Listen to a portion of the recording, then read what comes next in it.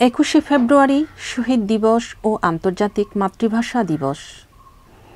সারা দেশের মতো মনোঘর আবাসিক বিদ্যালয়েও দিবসটি উদযাপনের জন্য নানান কর্মসূচি হাতে নিয়েছে। বিদ্যালয়ে পার্বত্য অঞ্চলের 10টি ক্ষুদ্র ক্ষুদ্র জাতিসত্তার ছেলেমেয়ে লেখাপড়া করছে। তাই তাদের স্ব মাতৃভাষা উন্নয়ন ও প্রসারের লক্ষ্যে দেয়াল পত্রিকা প্রকাশ, চিত্রাঙ্কন প্রতিযোগিতা ও রচনা লিখন প্রতিযোগিতা এবং 21শে ভোরে প্রভাত ফেরি ও অস্থায়ীভাবে নির্মিত শহীদ বেদিতে পুষ্পার্ঘ অর্পণ।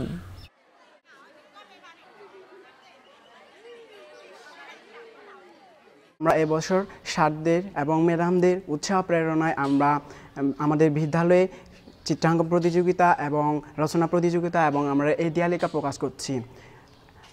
মূলত আমরা এই আন্তর্জাতিক মাতৃভাষা দিবসকে আমাদের নিজের মাতৃভাষার প্রতি শ্রদ্ধা জানানোর জন্য আমরা এবং মাতৃভাষার জন্য যারা শহীদ হয়েছেন এবং তাদের জন্য চিরস্মরণীয় হয়ে থাকার জন্য আমরা এই কর্মসূচিগুলো আয়োজন করে থাকি।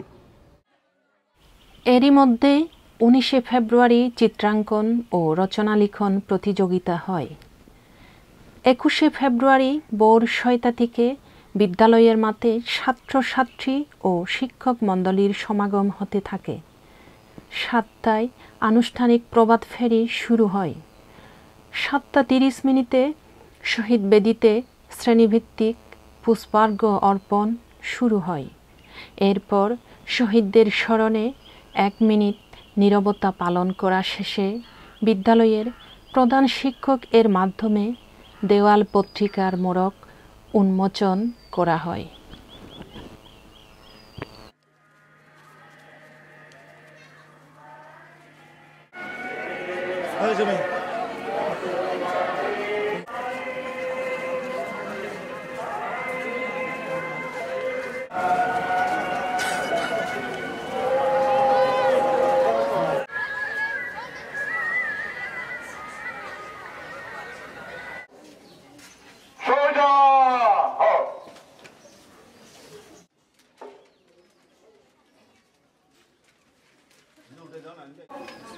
এটার উন্মোচনের মাধ্যমে আমাদের আজকের অনুষ্ঠান এখানে সমাপ্তি।